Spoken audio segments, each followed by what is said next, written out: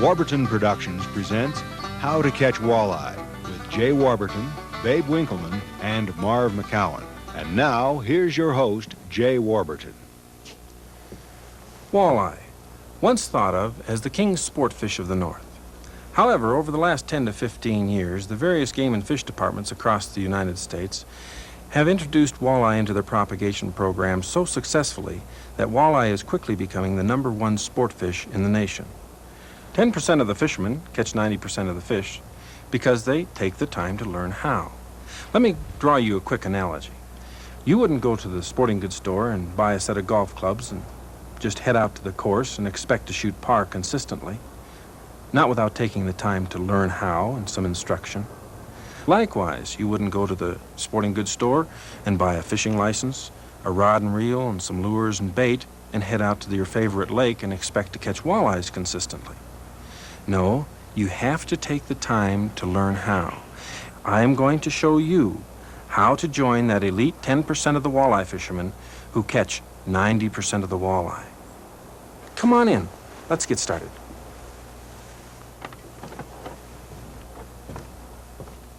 This is an average size walleye weighing about 4.5 pounds, and depending on what part of the country you're from, it could be anywhere from 3 years to 5 years old. Of course, water temperatures have tendencies to be a little bit warmer the further south you go, and of course warmer water is more conducive to fish growing faster. But some of the characteristics of walleye that are very distinguishable, of course it got its name after the milky color in the eye itself, and the general color of a walleye is green on top, a yellowish tinge along the lateral line here, and white underneath. It depends on the environment that you find the walleye. If it's light-colored environment, sometimes the walleye will be a very light tinge in color. If you're fishing where the water is dark, then the walleye will change to fit its environment. Another unique characteristic of a walleye is this little white spot at the base of the tail. That white spot is prevalent even when the fish is fry size and a little bit larger. And a characteristic about the feeding habits of walleye is kind of interesting in relation to this white spot. Unlike many other species of game fish, walleye won't go long distances at a quick rate in order to feed. They use this little white spot. The fish itself will sit in a dormant type of a situation, and it'll just twitch the base of its tail, this little white mark here. And what that actually does, the motion of that tail will draw feed fish up here thinking that they can feed off of whatever that simulates, maybe a small minnow or something itself. The fish itself will then turn around instantly and have himself a quick meal. Another characteristic about walleye is the tooth structure. Now, when you first look at the tooth structure of a walleye, you think, holy smokes, that son of a gun will tear monofil line just like that. However, that's not the case. The teeth are very sharp indeed, and you've got to watch out that you don't cut yourself on them. But the structure, the contour of the teeth themselves is not conducive to breaking monofil line. Therefore, you can tie on your lures directly to mono. You do not need to have a wire leader like you would for northern pike. Now, let's get over here and discuss some of the methods on how to really catch walleyes. Jig fishing is one of the most productive methods for catching walleye in practically any situation. Now, here's a variety of jigs. And the reason why you have such a broad variety and color variation of lures and jigs, such as these right here, is because you have to use different colors in different situations. There's a cute little saying that kind of fits color selection when it comes to jigs or practically any other type of a lure, and that's copper in the clouds, silver in the sunshine. In dark water, or if it's cloudy out or it's raining, in most instances, you will use dark-colored lures. That's kind of the opposite of what you would usually think. Most often, amateur or beginning fishermen think that you should use a bright-colored lure or jig in a dark situation because they think the fish, fish can see it. But in natural circumstances, in practically every situation, a jig is simulating a fish, a small shiner, or something like that. Well, if the sun's shining, those little minnows, throw off a real bright, shiny glare, and the fish attract to it. But if there isn't any bright situation, the shiners or minnows or bait is dark colored. Therefore, you use dark colors in dark situations, light colors in light situations. These are bullet head jigs. They work differently than the other style of jigs in the fact that they ride at a more vertical angle, and they do drop rather quickly. The rubber tail gives a real neat action to some of these particular jigs. These jigs here have this little silver strip, which gives the impression that it's a shiner or a minnow. And this jig over here, the head of it is flat but at an angle. They don't quite hang up as often. These marabou jigs here are one of my particular favorites. The marabou feather is a real soft, fluffy type of a feather. It really gives it a lifelike effect. These floating jig heads have really added some new excitement to the sport of jig fishing. They will bring the bait up off the bottom. This style of jig is referred to as the sassy shad. You'll notice that there's a tail type effect at the bottom of it, and when that goes through the water, it wiggles and gives the effect like it's a fish swimming. These are often referred to as split-tail jigs or beetle jigs, and they have been a long-time favorite of professional fishermen across the nation for walleye. Now, these single-tail Mr. Twister jigs have been a long-time favorite of mine, as well as other professional fishermen across the country. These particular jigs introduced soft plastic jig fishing, and it got its name from the action that this tail gives as it goes through the water. It's very important that you have a large variety of jigs to choose from, because in certain situations you want to experiment, and your experimentation is an important aspect to consistently catching walleyes using jigs. Now, one of my favorite rod-reel combinations for jig fishing is a 6.5 foot to 7 foot medium weight rod and an open face spinning reel loaded with 6 to 8 pound test line. Now let's go out to one of my favorite Midwestern walleye fishing lakes, Lake McConaughey in the western panhandle of Nebraska, where we're going to join professional fisherman Babe Winkleman and his guide Marv McGowan, who will show you exactly how to catch walleyes using jigs.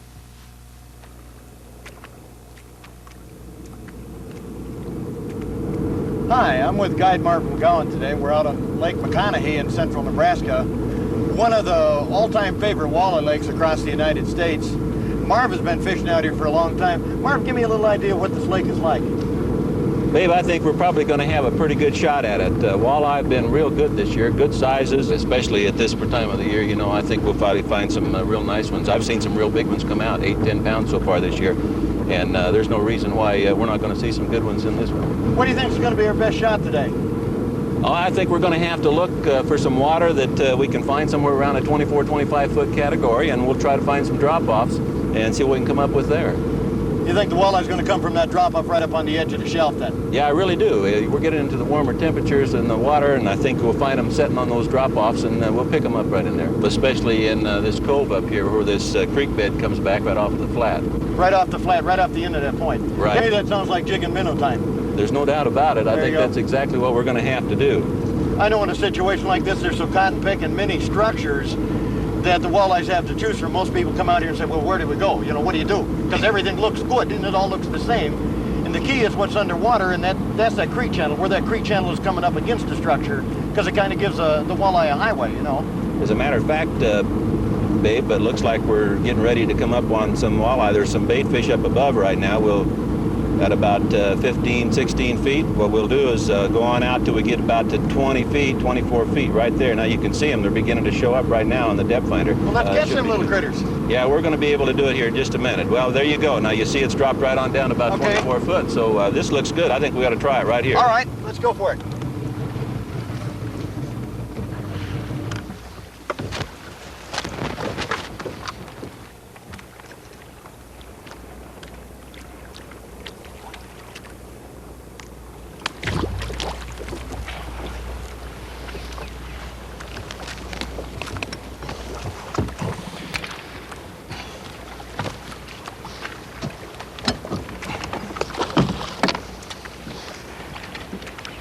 You know, what we're going to be talking about in this segment is about jig fishing for walleyes. And in my opinion, the jig is the single most deadly bait system that can be used for any species of fish.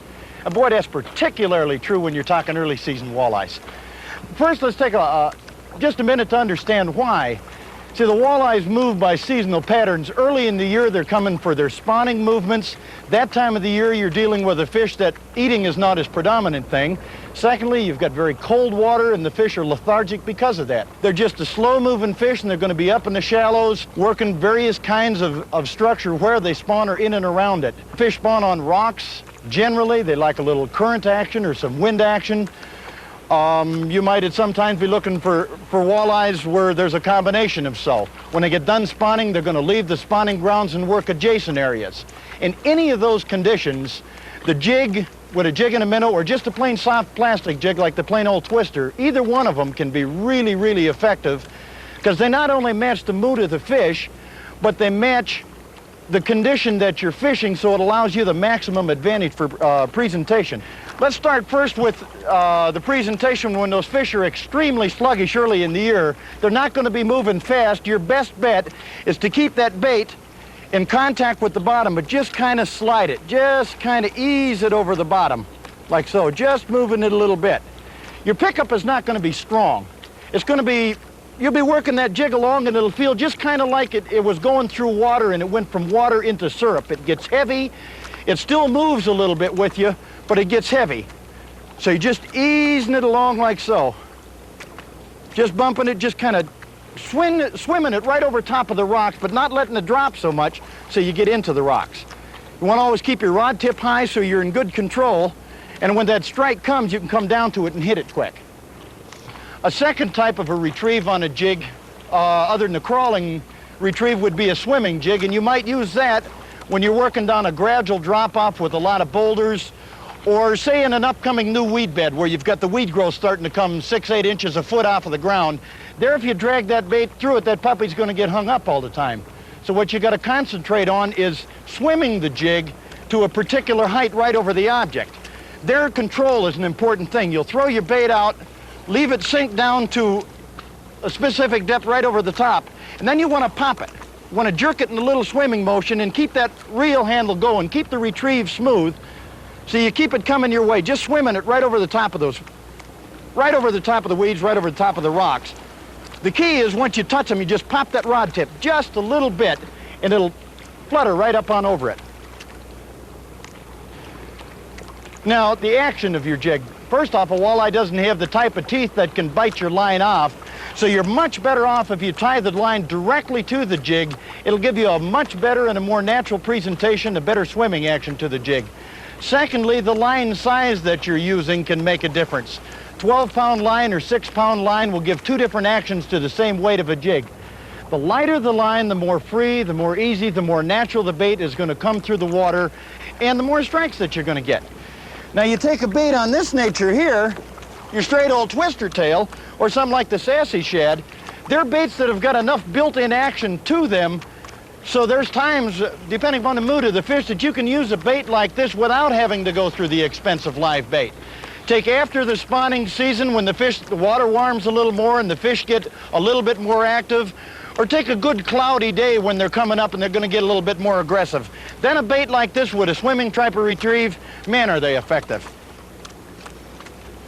Throw it, and then you can set up a rhythm, a pumping rhythm to the thing, so you just keep it moving and keep that little tail swimming back and forth. Let them do their thing.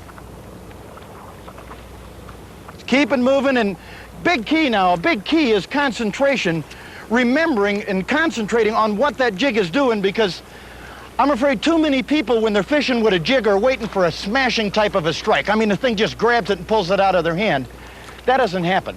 More often than not, your bait is just trucking along like so, and the walleye comes up and from behind and just kind of mouths the bait, and it gets heavier. You'll feel a little twitch after it gets heavy. That's the time when you got to rear down and set the hook.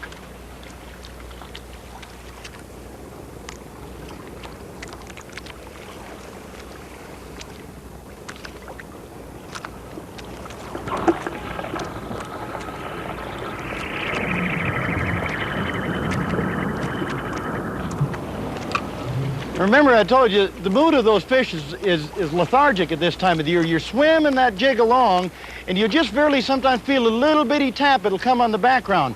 Concentration is important. Whoop. There he is.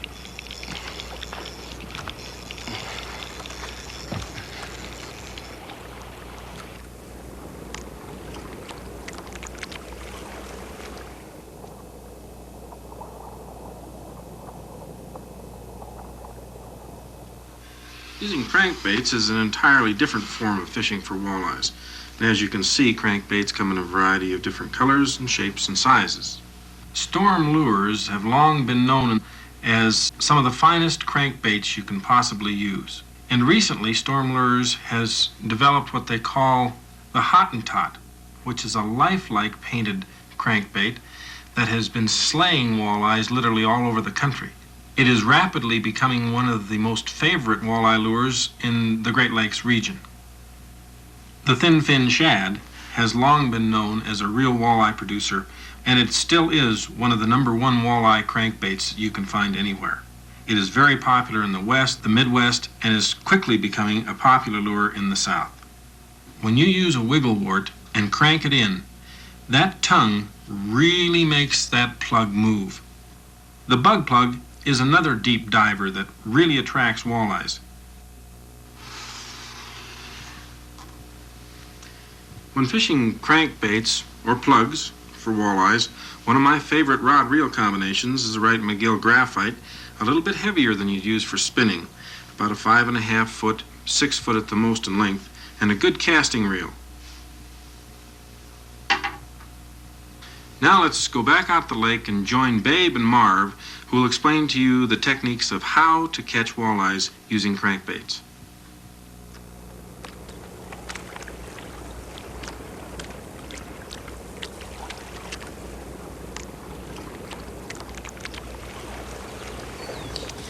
You know, you get used to fishing with these babies, and you can really rack up some nice fish.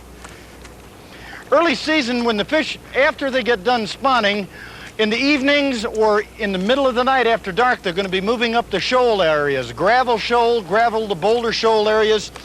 In some cases, you'll have light weed growths up there. That time of the year, also that time of the year in river current, you're probably better off with some minnow imitating type of plug like this thin fin minnow or a baitfish type of a minnow. Something that you can move slow with a steady, even retrieve like so.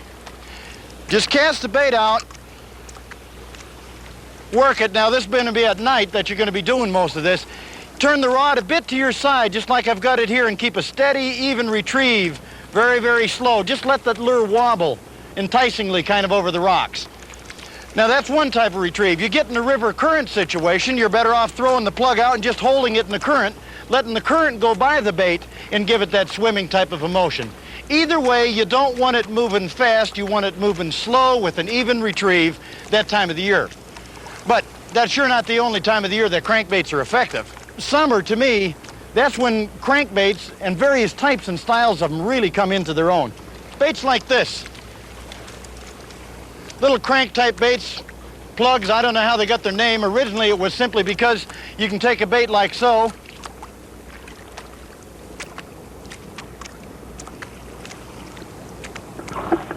you can cast it out and just crank it, and because of the nature of the bill of the bait, when you just retrieve it like so, the bait's got a built-in action. It has to do specific things. That's why they call it a crankbait. You can throw it out and crank it in. But boy, there's more tricks to it than that if you want to catch a lot of fish. One thing that's a big factor, anytime you're using a crank type of a bait, as far as giving the bait, a more enticing action, you might say, for the fish, and that's simply the addition of a tiny snap to the front of the O-ring. You don't want to use a snap swivel or it'll goof up your action. Just put a tiny rounded wire snap on the end of that dude and it'll give it a much freer vibration. Now, there's a number of ways that crankbaits can be used, and they're, again, employ a little common sense. The bigger the crankbait's bill here, the deeper that it's going to dive, okay? If you take a little crankbait like this, it's going to only dive very shallow. You're working a rock structure that's got a very gradual incline. There's two ways you can do it. You can take a shallow build crankbait and cast it down and just work that top portion, or you can take a big build bait like this, cast it out, start your retrieve initially slow so it's not digging to capacity, and follow that taper right down. That's one condition. A second condition is if you're parallel fishing a structure with a real steep drop-off bite. I mean, it's just like a cliff. There you're better off, rather than trying to hold the boat out and cast up on top, parallel cast it, so you cast along the lengthways of the drop-off and really grind it down. Then your bait on the cast like so, it'll really get down to the depths. Now when you're fishing with a crankbait, keep that rod tip towards it. I like to keep my bait casting rod and reel like so I got it as a fulcrum. When the hit comes, you can react instantly, and that's important. Just like any other bait, too many people are waiting for the smashing strike where it rips out of your hand, and with a crankbait, that's true, that can happen sometimes. But most of the time, or a lot of the time, what you're noticing is just that the end of the rod will just vibrate a little bit as that bait wobbles back and forth. Okay, the bait's going along, and a fish might come up right behind it and swim with you. So you won't be able to feel the strike, but you can detect it by watching the rod tip. When that vibration stops, it's time to set the hook, whether you think it's a fish or not. It can make a heck of a difference. Third type of a situation for this bait where it's really effective is in the evenings when the walleyes come way up on top of the rock reefs and the boulder shoals. Boy, it's tough to get any other type of a bait situation to them without getting hung up all the time. But with a floating diving crankbait such as this, you can. Just holding the boat out, casting to the top, using shiner colored baits, anything that's a minnow type pattern, something bright, and just crank it down over the reefs. Change speeds on it too. Not all fish like the same thing, just like you. You've got to make sure that bait is tuned and running right. When you cast it out, look down at, watch the way that it's running. You want it to run straight back in a straight line right back to your rod. If the bait's not, you're going to have to tune it by flipping the eye of that bait in the direction that it's running off to the side. If it's running to the right, you flip the eye to the right. If it's running to the left, the eye runs to the left. Keeping that bait running true will make a lot of difference in the amount of fish that you catch. Now, there's other kinds of baits as well in systems and methods where we use crankbaits. Hot summer months, speed trolling a bait like this Hottentot can really produce some big fish. We're going to take a trip for that right now. Let's go fishing.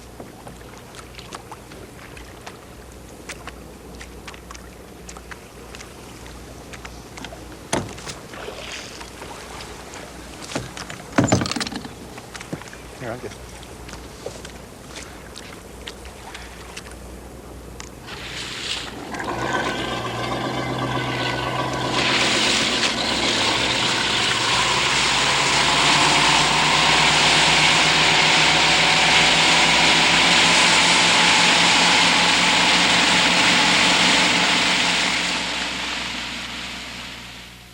Using spinners to catch walleyes is a unique and fun way to put walleyes on your stringer. And like every other form of fishing for walleyes, you'll notice that there's a different variety of spinners to use. These Chico spinners are what you refer to as straight shaft spinners. They are very, very productive on walleye. One of my favorites to use in the early springtime, especially when the walleyes are working the shallows. There again, you want to pay attention to size as well as color. This is what you refer to as a weight forward spinner. It really gives a unique action to the spinner blade where the walleyes can really be found. These are what you refer to as offset spinners.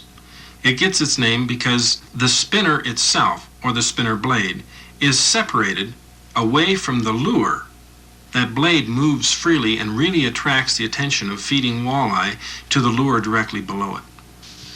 Now, my favorite rod-reel combination for spin fishing for walleyes is a 6.5 to 7 foot rod, medium weight, and in some cases lightweight, an open-face spinning reel loaded with 6 to 8 pound test line.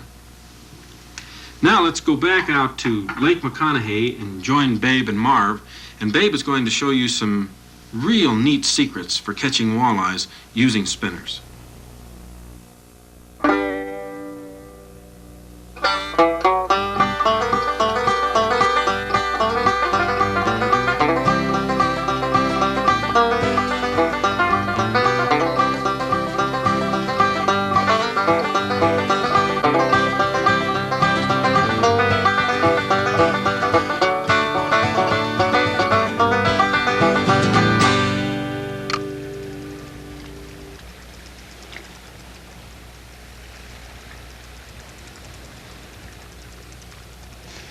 You know, spinners are probably one of the oldest lure systems for catching walleyes, and in some cases one of the most widely used, but well, I'm here to bet you that they're probably the least understood completely as a system. Baits like this one here is a new type of a spinner adaptation that just became popularized here a number of years ago over in Lake Erie when the walleye explosion took off. It's a weight-forward spinner called a Tom's walleye lure. What makes this thing unique and different from the rest of the spinners in that family is that it's got a keel type of a weight in front of the blade. Now you use that in a fishing situation where you're dealing with suspended fish a lot because you count the lure down after you make the cast, you let it get down to a particular depth and then a very slow, steady retrieve. You feel that blade just turning over real lightly. Just barely. Now, because of the keel weight type of situation, as you turn the rod this way and retrieve, what'll happen is the lure will change direction in the water. When it changes direction, a lot of times that'll trigger a strike. Now, the Chico lure is a straight shaft spinner. Here, that's a little bit different. This is a type of a bait that's been around for an awful long time, and this bait has got a dressing on it already, in this particular case, a squirrel tail type of dressing here, where you don't have to add a live bait. You just take the bait itself, just casting it out to the shoreline, retrieving it in. It's got a built-in action by the way the spinner is designed and the way the bait comes through the water in fish enticing appearance just by the way that the thing is built together. Fishing a straight shaft spinner like this, evenings, around brush piles, early summer is really good when the fish are up quite shallow and they move up in on the banks early evenings. Easy way to fish, quick way to fish, and a very, very productive one for that matter. You know, what we've covered so far are the straight shaft type of spinners, and here's a new spinner adaptation that's been really popular in the last number of years. It's a jig type of a spinner. This one happens to be a twister spin or a bait like the fuzzy grub spin. Either one of these work really well from your shallower to intermediate depths. But unlike the straight shaft spinners, you might want to give these a little different retrieve. Because of the offset design to the spinner blade shank, a pumping retrieve is sometimes best and let the bait flutter on back down to the bottom. Once it's down to the bottom, bring it in with a pumping fluttering motion, always keeping the line taut. So you reel it on down, because a lot of times the strike comes when the bait's falling, not when you're pulling up. And if you don't keep the line taut when you're reeling on down, you won't detect that kind of a strike. These jig spinners, when you get in deep water or the spin rig like this, boy, they can be deadly on those fish. Let's take a situation, for example, where you've got a point coming out from shoreline and you've got a little rocky knoll in front of it, and then she drops off to deep water. With one of these babies, it's real easy. You cast up to the top, start working it over the top of that shoal, and then when you get to the outside edge of the shoal, like I'm doing now, then you just start letting that bait flutter and let it flutter, and you can fish right down the vertical face of a drop-off. For those big mamas hanging on the edge, man, it's deadly.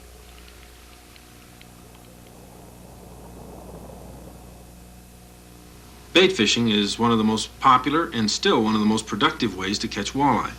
And right here are some of the most productive rigs for bait fishing, such as the bottom walker.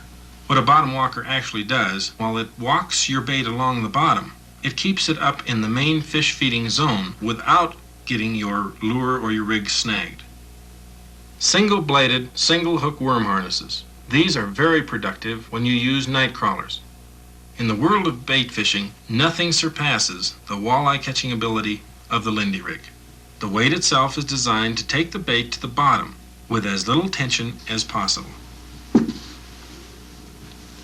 Rod and reel combinations for bait fishing are unique in the fact that almost any combination that you're comfortable with will work.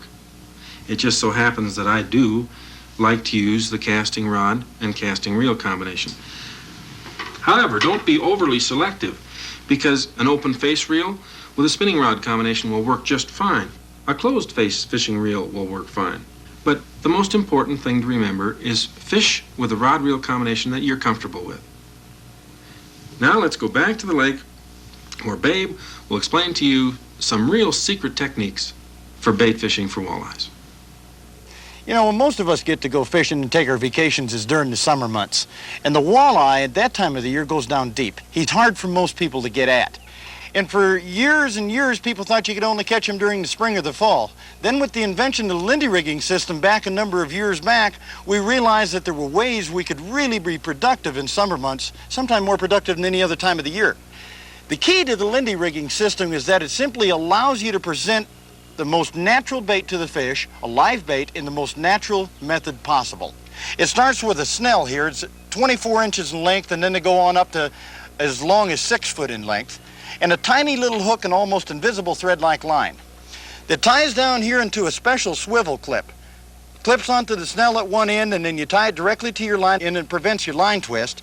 The third component is a specially shaped sliding sinker. It's got a shoe on the bottom, so it can take and slide up over rocks and walk over the bottom. Some folks call it a walking sinker because of that. Now, when you get a hit, the sinker can simply lay on the bottom and the line can go through it. The finicky walleye, he doesn't even feel any weight whatsoever. He just grabs that little morsel you give him and he runs off to gobble it down. And that's what's nice about it, because he doesn't feel you. Okay, when you're fishing the Lindy rig with any kind of a system, the principle is simple. Lob it over the side of the boat, let it sink to the bottom, and take and hook your line right here across your fingertip, the most sensitive part. As you're drifting or trolling, kind of keep the line taut so you feel that bottom, feel that sinker crawling over the area. Remain in constant contact. Now, at the tiniest bit of resistance, whether you think it's a fish or not, make sure by doing this right. At the tiniest bit of resistance, you drop your rod tip and you feed him line. Release your finger, just feed out the line. The fish will run with the bait for a period of time, then he'll stop. You just leave him go, and when he starts to take off again, now he's ready. So what you do, you take up all the slack like this, tighten down to the fish, tighten right down, and then sweep set him straight up, just like so. So you get a real high driving set. See, the sinker might be here, and he might have ran off clean over there, which means you've got to lift the sinker off of the bottom and take up all the slack in order to really drive that hook home. The sweep set's important. You know, with the Lindy rigging system, there's a lot of different kinds of baits you can use, and one of the keys is if you want the best results, you got to learn how to hook these baits up properly.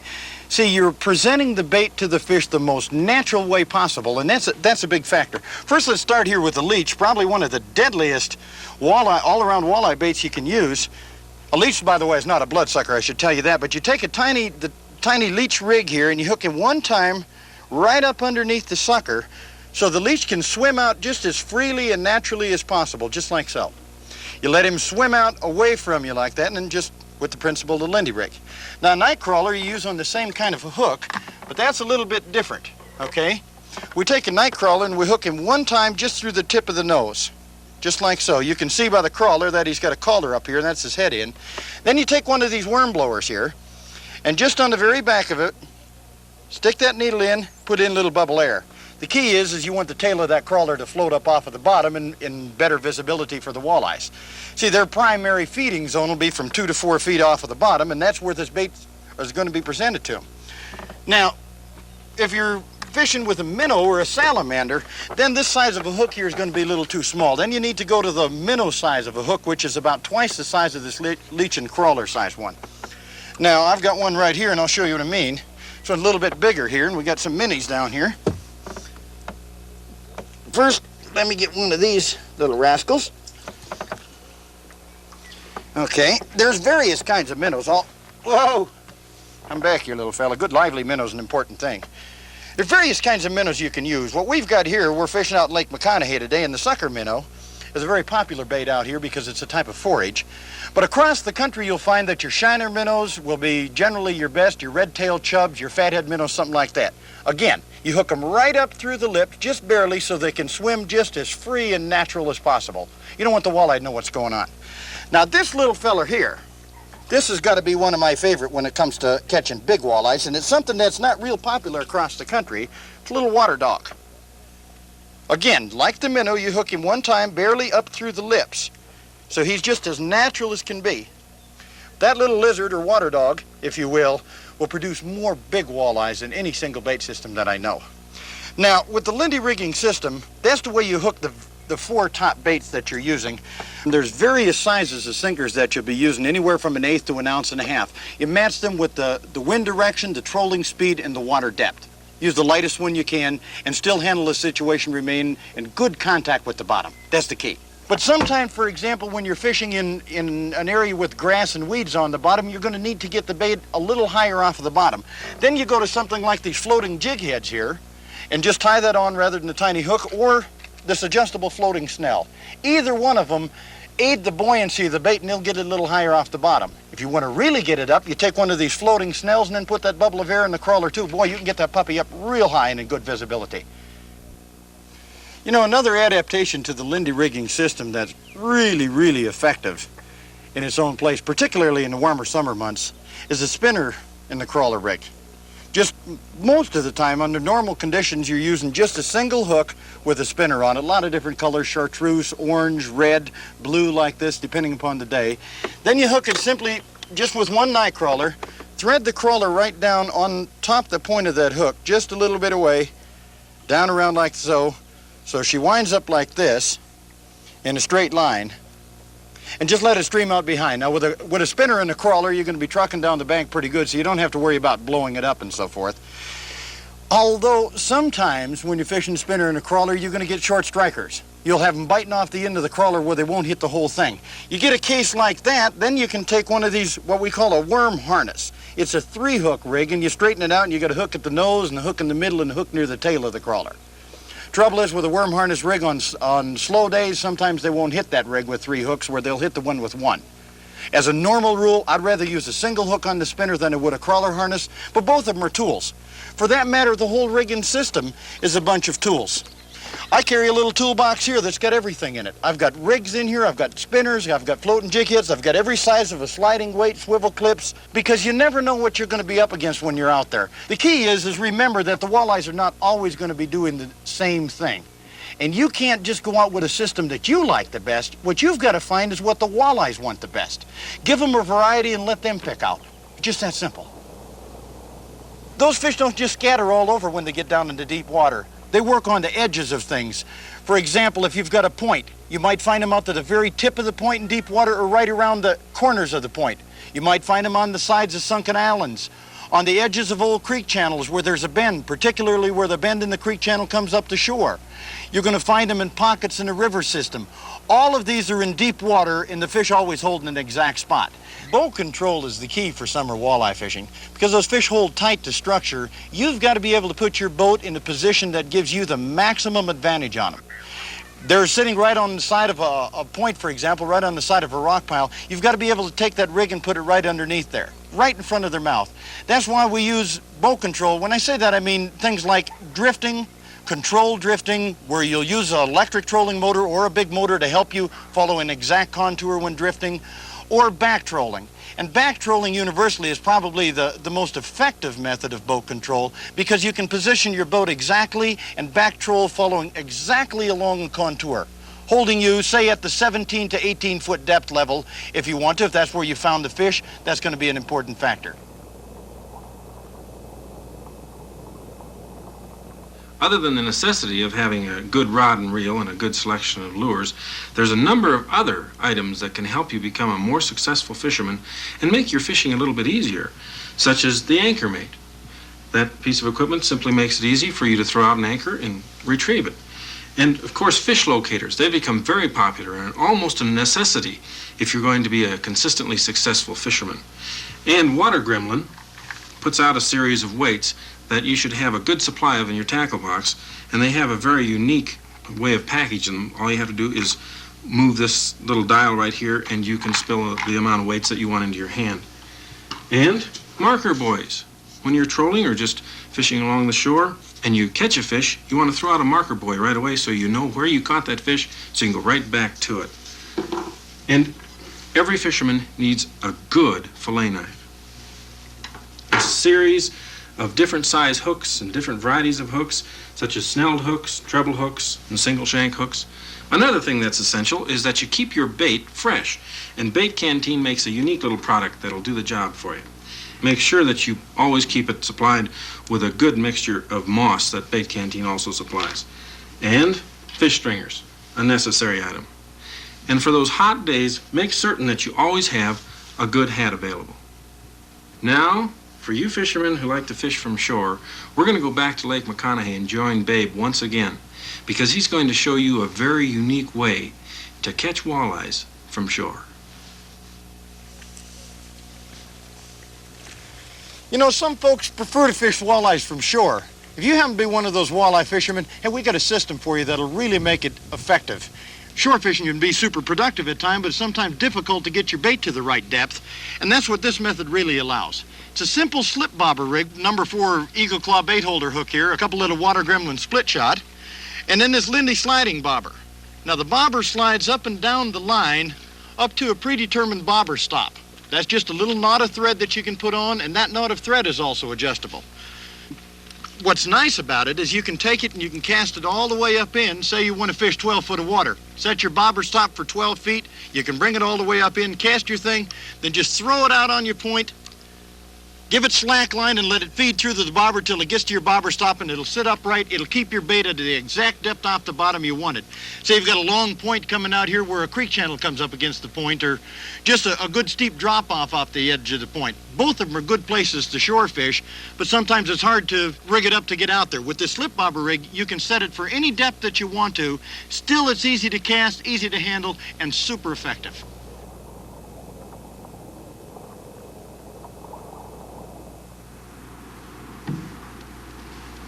Now that you've completed the schools on how to catch walleye using spinners, plugs, bait, and jigs, you too can go out to any pond, river, lake, or stream and catch your share of walleye and have a lot more fun doing it.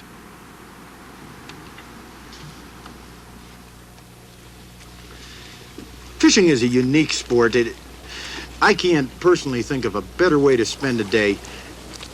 In the hustle and bustle of today's world, you forget all about it. The water slapping against the side of the boat, splashing up against the rocks. Just the shoreline, the sun, the whole mood of everything. It kind of becomes part of you and you part of it. And you're part of that experience that's going on. It's something that, boy, you really can't describe to somebody unless they've been there. That's just there and it's unique. Drifting on the water, running still and deep, dreaming about tomorrow and where I'll be, hoping that the weather holds and I can still be free. Here's the secret of the walleye, come with me. Listening to the ripple of the water in my hand, thinking about the fishing across this big wide land. This Northland adventure is spreading across the country. Here's the secret of the walleye, come with me. Drifting on the water, running still and deep, dreaming about tomorrow and where I'll be, hoping that the weather holds and I can still be free. Here's the secret of the walleye, come with me. Listening to the ripple of the water in my hand, thinking about the fishing across this big wide land. This Northland adventure is spreading across the country. Here's the secret of the walleye, come with me. And you now know the secret, come with me.